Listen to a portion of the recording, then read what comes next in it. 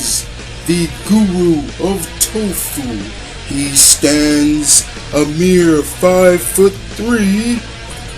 He has muscles so big, he makes the Incredible Hulk green with envy.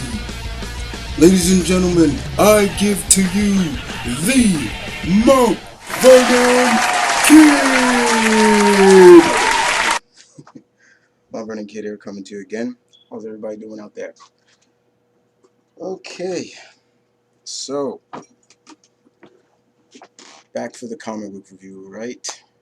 So I hope everybody has enjoyed themselves. Hope everybody had a good weekend, despite you know what. For all those people who went out to see the Dark Knight, hope everybody had a good time. I'll be seeing it next week. But as always, you guys are here for the comic book reviews. So here I am to deliver some comics for you guys.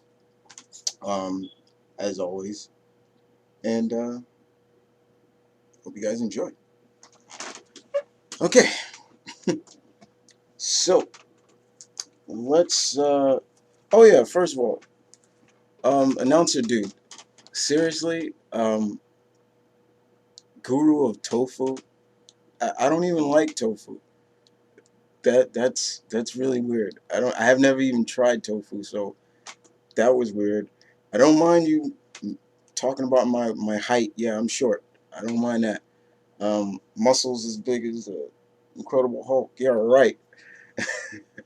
But come up with something better than that, announcer guy, okay? Okay. Sorry about that. We have a few Marvel, DC, independent, as always. So let's kick it off with DC first. And we'll kick it off with Batwoman number 11. J.H. Williams III, William Black, W. Haddon Blackman. This pretty much, I guess, wraps up the story arc that was going on. Kind of glad it does, because I was not really liking that format that they were using in this issue. The biggest key moment to me in this story was the fact that Betty had came out of Flamebirds, had came out of a coma, and pretty much Katie's dad, who was with her throughout that, basically told her, "I'll teach you everything I did not teach Katie." And she basically said, "Can I still keep the mask?" And she was like, "Yeah." I thought that was the best thing that came out of that. So I'm looking forward to. I was on the verge of dropping this because I didn't like how the format was going. I didn't like that, Kate story and this story and that. But hopefully they'll stop that. But yeah, that was the best moment for me, was Katie's Betty coming out of a coma. But it was still good, none of the best. It was still good. I'm just glad that this story arc is over. It seems like there's something coming big, and we'll see where it goes from there. All right.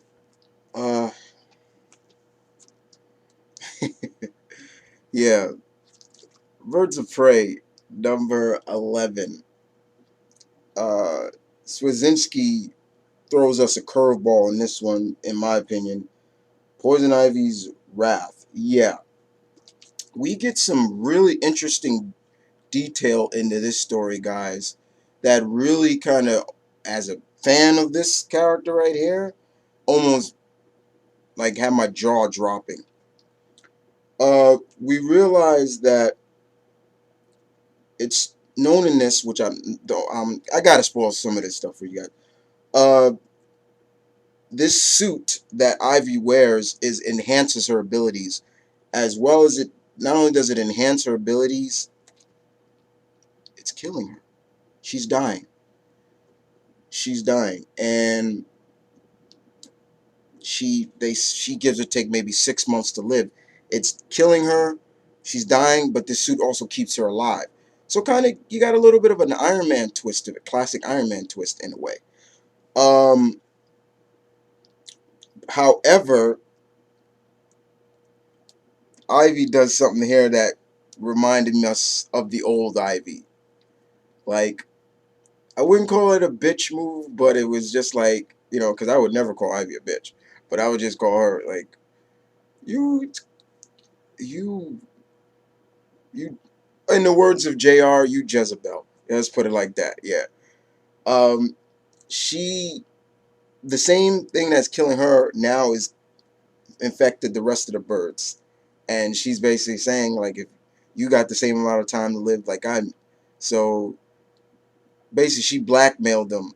Now you're gonna do what I tell you to do, or basically, um, so that's pretty much how the birds got to they got to play it out now. Like, okay, we got to do whatever. So pretty much in this new universe, what is Ivy? She's known as like an eco terrorist now. So she, it's crazy. Like she blackmails them. Call it what you want, but it was a strategic move and a part of Ivy to get what she wants. I love the line where she uses, we were friends and everything like that. Um, and then you got Black Canary saying, don't ever call us that. We're not friends. Things like that. You got all of them saying like, you traitor. I should have cut you up when I needed to. You got Katana saying that. You got Starling saying I should have shot you. From the get go. But Ivy's like, you're gonna do what I tell you, and nobody's gonna get in our way, including the Bat. And Batgirl's like, don't worry, I'll call Batman. He'll come up with an antidote and everything like that for us. But yeah, Ivy got them really good. You don't want to like, way to go, Ivy. But yeah, you Jezebel, that that witch of a woman. Just it was good though. It's really good. But yeah, Ivy's getting what she wants. Next up, Blue Beetle, number 11, Mission Destroy Booster Gold. Yeah, Jaime, Tony Bedard, still does a good job with Jaime.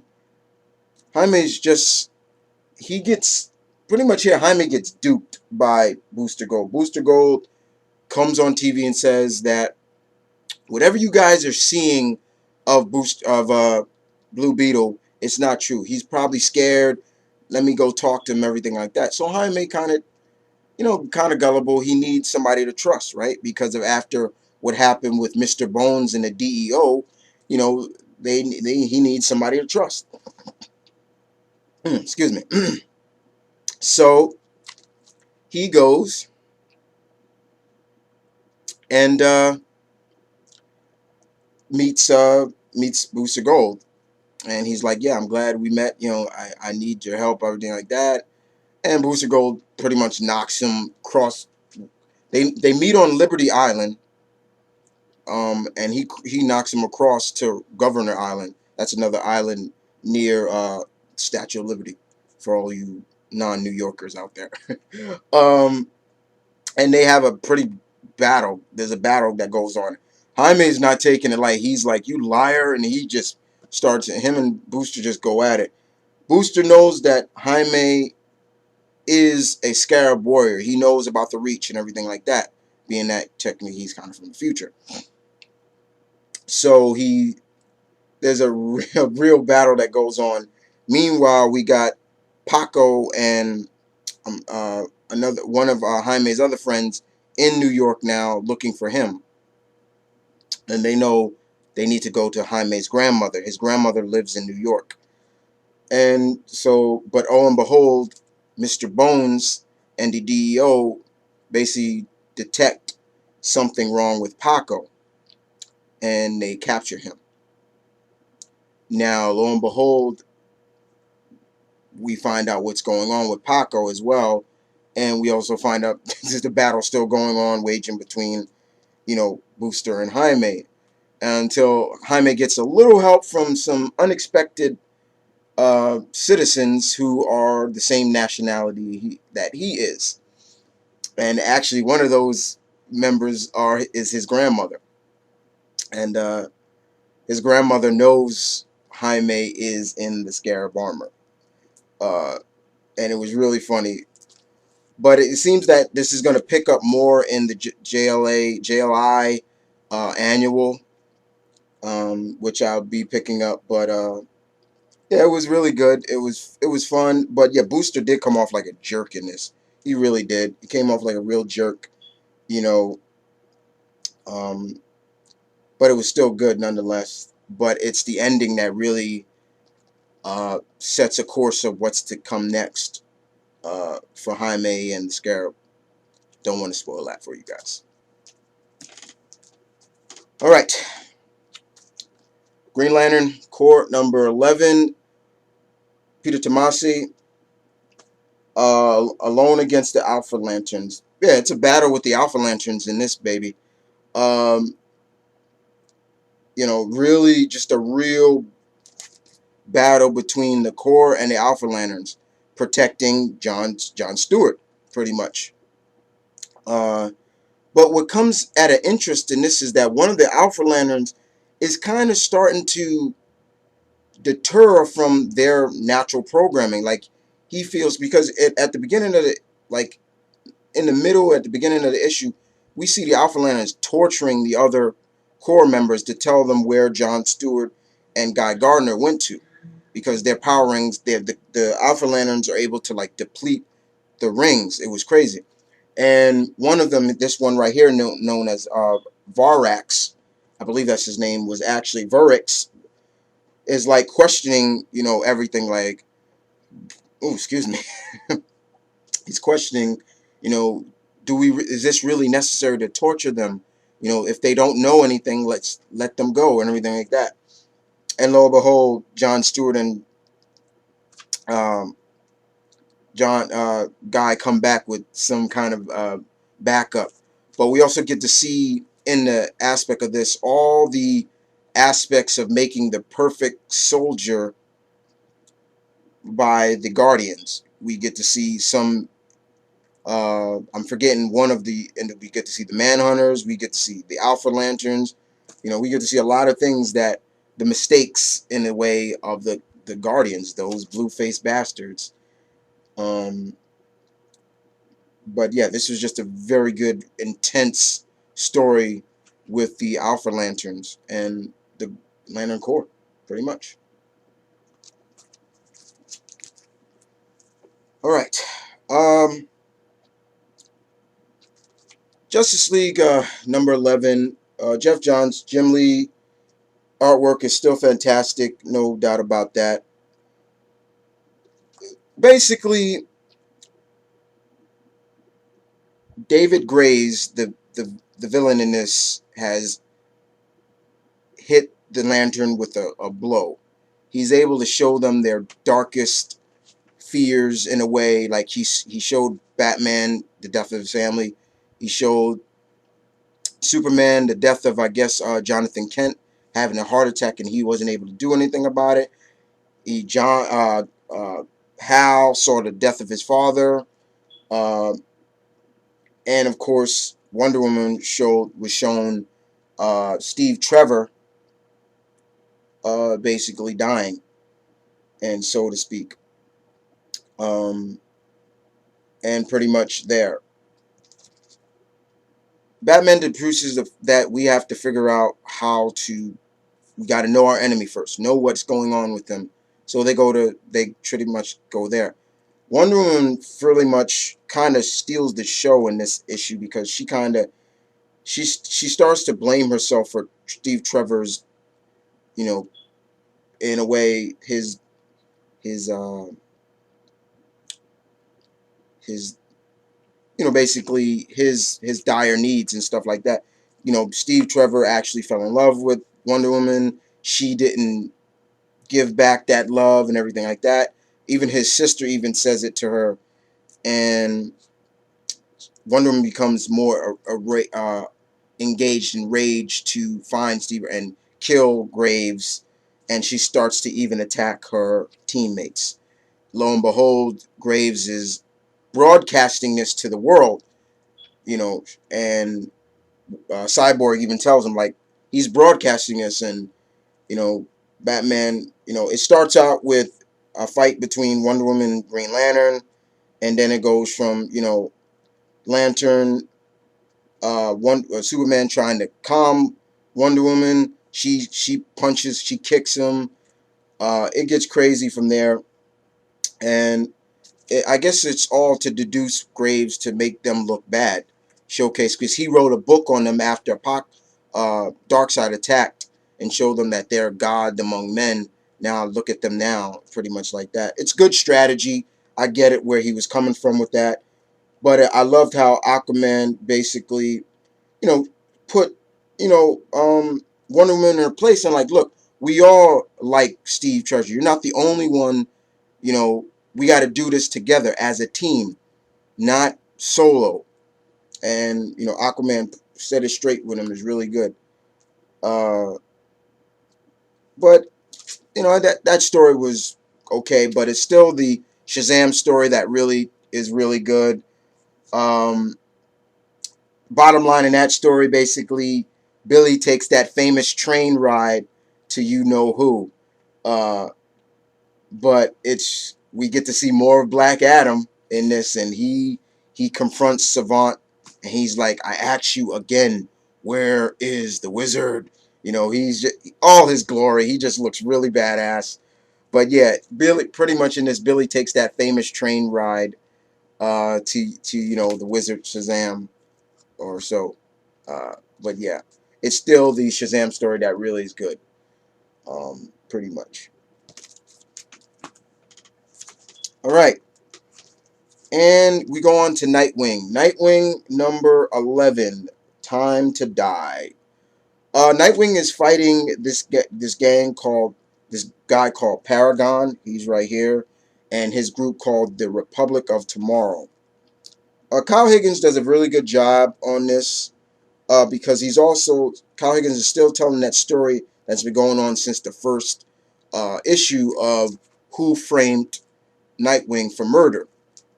But also intertwining this story as well. But it's intertwined so well that you don't really care because you don't really like, oh, the stories are overlapping each other, but they're really told very well in this.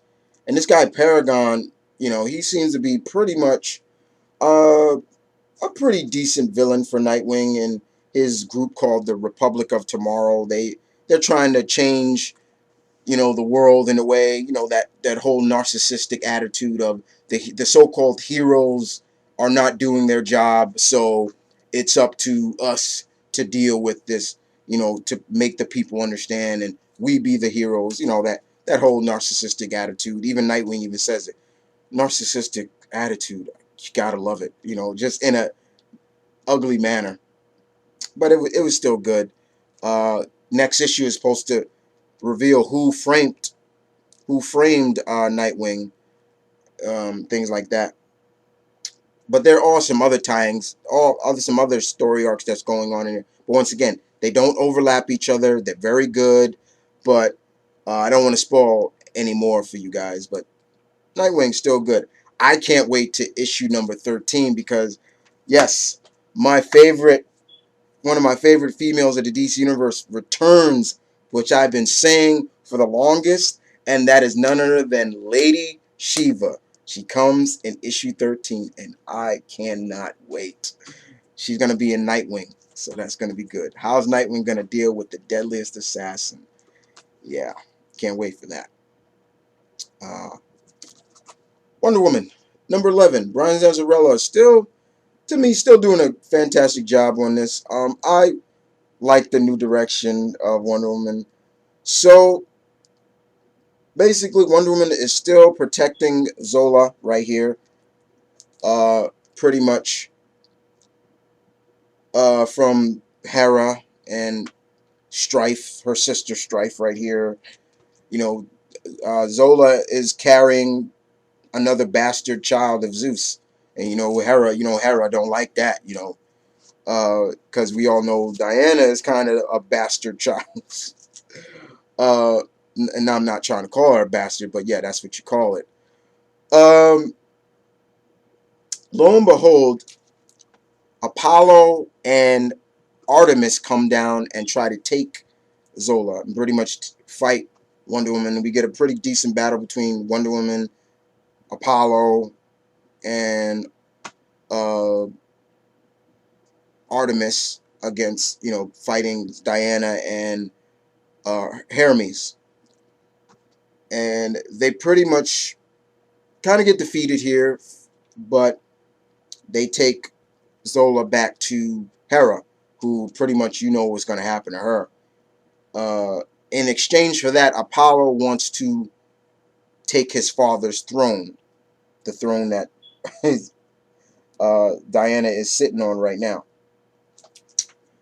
Yeah, Zeus's throne is pretty much, is unoccupied. So in exchange for giving Hera Zola, he would take the throne. But however, good old Diana's not going to let that happen. Good stuff. Really good. I like the new twists and turns they have done with some of the Greek gods, the Olympians, but still they're still the gods. They just look a little different. But I've still enjoyed what Brian Azzarello has done with Wonder Woman very much. That's just me. Okay, so that's all DC. Let's move on to Marvel. And we'll kick it off with round number 8. Avengers versus X-Men. Alright. Andy Kubert, I believe, one of the Kubert brothers. I believe this is Andy. Andy Kubert. His artwork, pretty good, real good. Bendis takes the helm in this run. Pretty much, Namor attacks Wakanda, and he floods Wakanda. He floods it. Him and some of his Atlantean warriors attack it, and Panther and a lot of the other Avengers take the fight to him, pretty much. While Wolverine and some other people, Lee Kang, the Thunderer, the teacher of Iron Fist, go back to Kulun, basically. And the rest of the Avengers battle the Phoenix-powered Namor. And pretty much, I believe, I'm not sure if they take him out. They take out Namor. Basically, and also in the meantime, Scott and the rest of them are watching this, and he's kind of like, who told Namor to do that? Yada. And Emma, do you know about this? And she's basically saying, yeah, he's a big boy, he can do whatever he wants, about. Even though we know Emma was involved in this. And they're like, we got to go there. We're going there. Meanwhile, the Avengers, just the heavy hitters of the gang, of the group, just start to wail on Namor. I'm talking wail on him. You got Doctor Strange hitting him with every mystic attack that he's ever learned from the Ancient One. You got Thor cracking the hell out of him. You got Thing. You got Red Hulk. You got everybody just beating Namor down. It's taking all of them to do it until Namor gets up and breaks Hulk's arm. But still, once again, it comes down to pretty much Wanda to get involved and pretty much deals with him. But at the end, they take down Namor. Now, I'm not sure if they killed him. Namor's dead because at one point he was still talking after. I'm gonna spoil it. I'm spoiling a lot for you guys because it's trying to spoil a little bit. His powers, the Phoenix powers, leave him, and his power goes to the rest of the 4 now. So, but he still was talking. But it was Thing just soccer kicks him, bam, and he's like, and that was for just you being you, But really,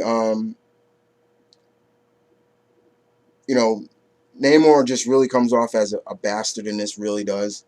He comes off as an asshole, just a big asshole, and it really showcased that they can be defeated, but like they've been saying, it took nearly all of us to do it.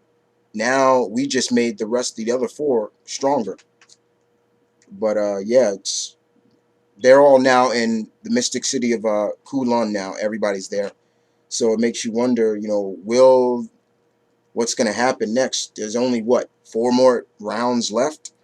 And we're going to see what the consequences are for this. But I know some people who don't like Namor was really looking forward to seeing Namor get his ass handed to him, pretty much. I mean, I've always said it like this. I don't hate Namor, but I do think somebody needs to put him in his place sometime. Put him in his place, just to shut him up sometime and showcase that, yo, you may be a king, but you don't have to act like an asshole, and that's pretty much what they did in this. All right. And now, guys, as always, we go to take it away.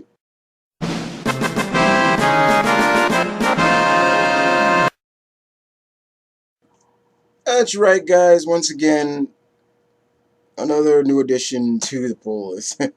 Due to the poll list. And of course, you all should have known that I was going to pick this up. Okay? She's one of my favorite Marvel females.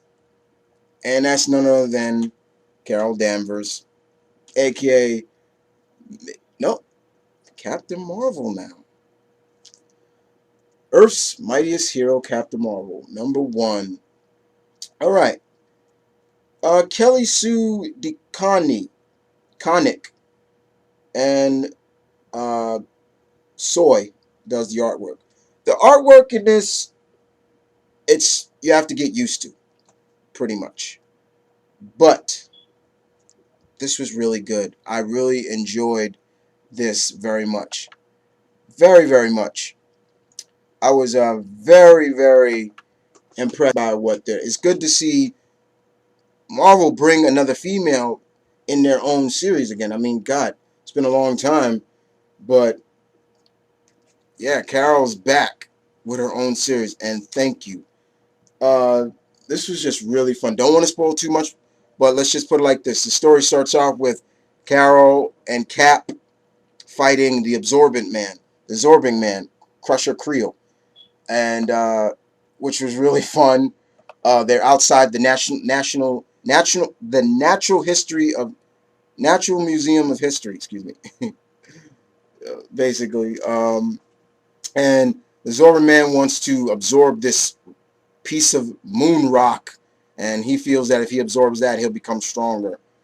But it was really good to see that, and we get some more backstory of Carol's idols that she kind of looked up to, and things like that. This was just really good. I was very impressed at what Ms. DeConnick did with this. It's good to see that it's a female writer on the book. I'm glad, not just not trying to be sexist or anything like that, but it's really good. And I love the fact of how she doesn't wear. Now, the one thing I wanted to talk about is the outfit. It's cool, and she has a mask, but it doesn't come on all the time. Like, it actually, like when she flew out into space, that's when it came on, and it was kind of cool. It was almost like biotech. It went choo choo choo choo choo choo, and and then it came on. Like, you literally see it grafting on her face, and then it went over. But she's still contemplating. She has a real good dialogue between Cap and Cap talking about, you know what, you should change your name to this, to name that. And she's like, I shouldn't. But then eventually she says, you know what, decision made. I'm taking a name. I'm taking a damn name. I like that. I loved her interaction with Spider-Man, which is really fun. But yeah, first issue, really good. It's the artwork that you really gotta, you if you're not really a big fan of that, but it'll grow on you, But it was the storytelling that was really good to me. Very good indeed. All right, so we move on to Daredevil number 15. Mark Waid, tip the hat to you, so thumbs up as well. Like I said on you on Twitter, dude, keep up the good work on Daredevil, as always. Daredevil is still in Latveria, and he's at the mercy of the officials of Latveria. And what do they want to do? They want to get inside his brain. They want to know what makes his brain tick. Why they want to duplicate his radar sense basically his power. And we get more in depth of why his brain is like the way it is. When he was endowed, when the radiation that blinded him, it mutated his brain pretty much, as you all know. That's why everything is heightened more to 10 times that of a normal. It's always said that if you lose your sense of, mainly, especially your eyesight, like your other senses are heightened and things like that. I can concur with that because my grandfather was blind at one point, and I used to ask him that all the time, and his hearing was far better than mine, and his everything like that. So it's true, but with Daredevil, it's beyond that, and of course the radar sense. So they want that, and they're ready to operate on him. He has to get out of there really fast. But he got to call his fellow Avengers. However, he can't because he's in Castle Doom. They're blocking they're jamming communications. So Daredevil has to find a way to destroy the antenna. And does he? Yeah, he does. And all of a sudden, uses his Avengers card, calls, distressing, calls for help. And who comes to help? Iron Man and Carol Danvers actually come to help. And they got to get to him. They get to him, and pretty much, they got to help him out because it's kind of like whatever they were trying to do with him. There's some side effects to him. They're having some side effects, but this just once again showed how defiant Matt Murdock is. Pretty much, very defiant, very good indeed. Good stuff. Mark Waid once again. I will Twitter you again, Mr. Waid, and just tell you again. Good issue. Good issue number 15 again. Okay, moving on to the world's greatest comic magazine, Fantastic Four, number 608. Okay, Jonathan Hickman, first of all, thank you for spotlighting on Panther in this. And big things seem to be coming for Panther and Wakanda. They showcase this really, really good in this, especially with T'Challa. Boy, without spoiling too much, it seems that bottom line, big things are coming for T'Challa. If I can't even spoil too much for you guys, let's put it like this: T'Challa is going to be the Black Panther again. His sister Shuri will continue to be the Panther of Wakanda, and everybody knows the Queen and everything like that. But something's coming for T'Challa where he will, let's put it like this, he will be almost like the king, the avatar for all the past Panthers that came before him. He'll have all their knowledge, all their strengths, all their battles, there's everything he will have. He will be the Panther God's Black Panther. You got to read it to really get the real story about this guy. Big things are coming for Panther, they seem. I'm looking forward to seeing what they do with him. And it also has some intertwined with him and Reed Richards. That's all I don't want to spoil too much for you guys. But it was good. It was really good to spotlight on Panther, especially if you're not a fan of Panther. And no, I'm not even gonna say that. But if you really want to get a little bit more in depth with Black Panther, T'Challa, and his sister Shuri, there you go. Besides, it was good to see Storm as well. All right. This was kind of weird because first of all, Wolverine number 309. Now, if you recall, in a few episodes before, I reviewed Wolverine 310. Somehow they put out Jeff Loeb's story first and then come back to 309. That was weird. Um, this is pretty much a a story Wolverine is telling. It's like a backstory that really Wolverine is contemplating about one of the young mutants that he once knew called Ether, uh, Elixir. Remember, he was the golden kid who could heal people, and then after he also had the power to kill people. He turned black, and he's talking about that in this, and that's pretty much the main story of this. He fights this guy called Meltdown right here. Wolverine knows him, and it's just a backstory. Nothing fancy, nothing good, nothing too spectacular, but it wasn't bad. It was just there. But still, they should have put this out first and then get into the whole, Sabretooth Reborn stuff. I think they just did that once again. Loeb just got to have his way. You know what I'm saying? Let's put my story out first and then put Brandon's story out. And then go back to mine. You know, come on, man. Get out of here. Seriously. Um, Peter David, tip the hat again. XFactor 240. Run, Layla, run. You get it. Run, Forrest, run. Run, Layla. This basically is, once again, spotlights on the mind and set of Layla Miller, the girl who knows everything. She knows stuff. And we get to see, what it's like to be Layla Miller, basically. All the kind of, the, subsequent, the what she can see, how does she play out, all the playouts, all the routines that play out in her head and how it's going to go and everything like that.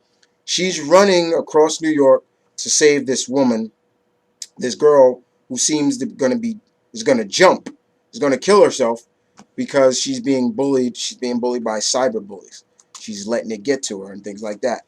Lo and behold, we also see everything that's playing out as well, like the date that Guido and Monette was supposed to go on and things like that. We're also seeing some future stories with Layla, like she's over a grave site and things like that. It gets really good, but this was just really good. I say only Peter David could do a story like this that would make you just really glued to the book. You know what I'm saying? Like really glued to it. Like, okay, how's this gonna play out? How's this gonna go? I mean, we've seen stories like this, but Mr. David does it in so well. With Layla, it just it's fantastic. You know what I'm saying? It's just fantastic. Very much. Now that image of Layla basically at a gravesite, I will not spoil. I will not spoil that. But it's could be a possible future. That's all I'm gonna say. But it was fun. Nonetheless, good stuff. XFactor 240. All right. So that is all the Marvel I have for you. We'll end it as still the month of July as well. So we end it with Independent. So we kick it off the Indies, one Dynamite, one Valiant. And this is a book I am definitely getting the first 3 issues, and I'm gonna get for a couple of friends of mine, two friends in particular. Uh, that I want them to jump on, and I paid a 12-month subscription for them, so soon they're gonna start receiving this book, because I think they really would love it, as much as I'm loving it. I love it. Um, those two friends, I'm not gonna spoil who they are. One of them you should already know who I'm talking about, and the other,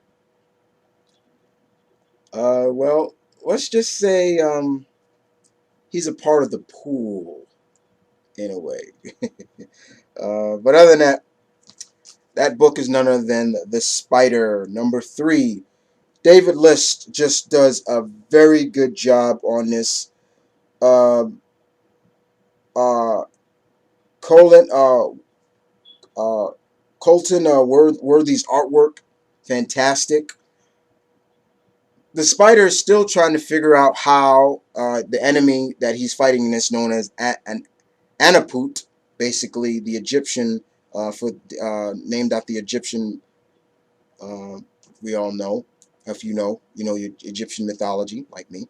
Uh, basically, has this virus that pretty much can literally turn people into zombies. Pretty much, it's like a plague that turns them into zombies. And Kent is just trying to figure out how to stop this.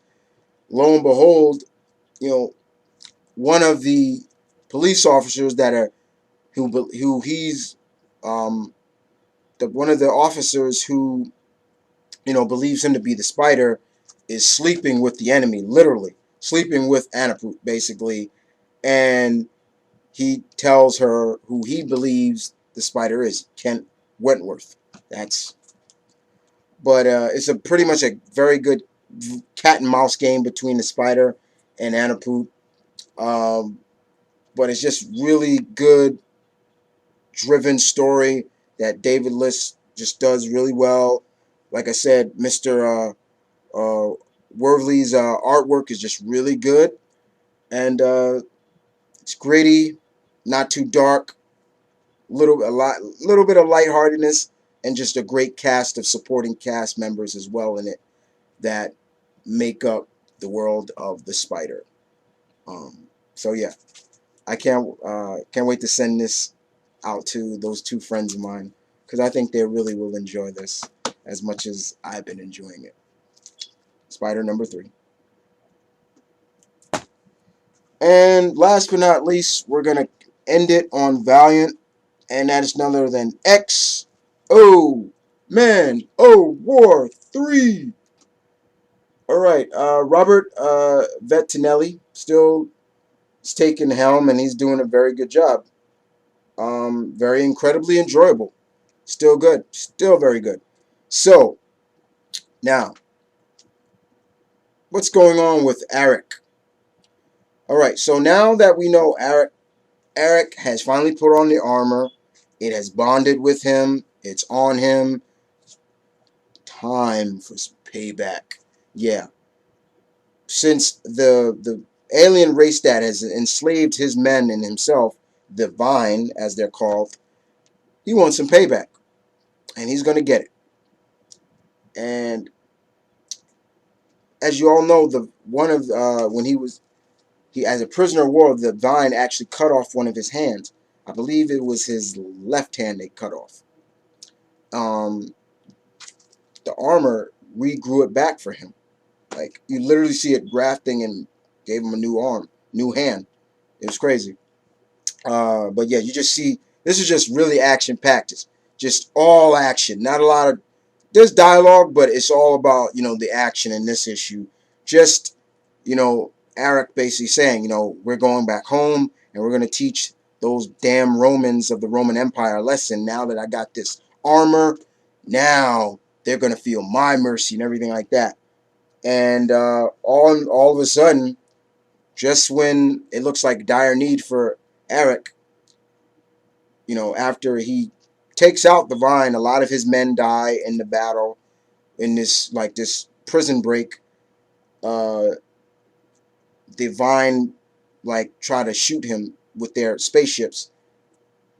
He just disappears, and where does he end up?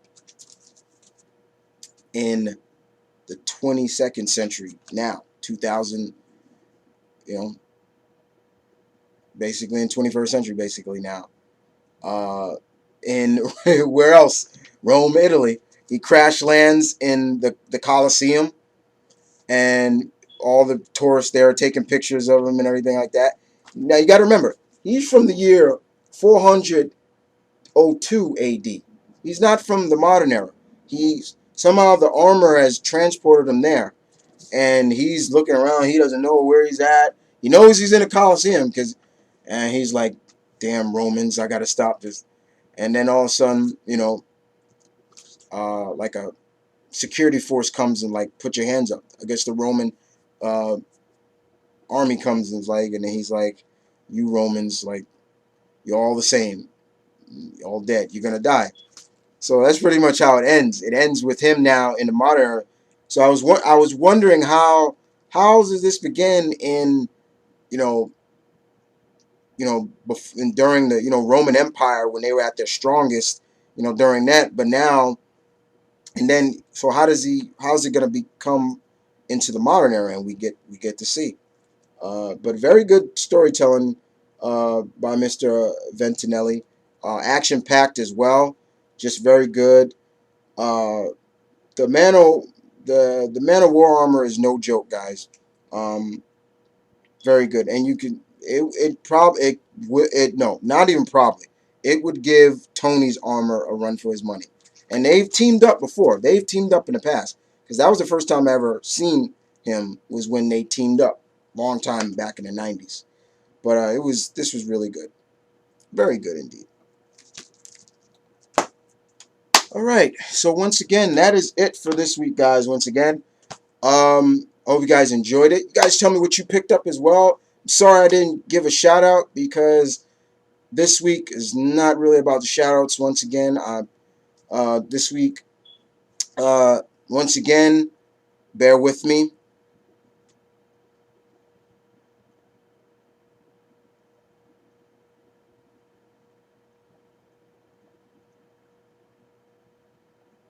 Amen.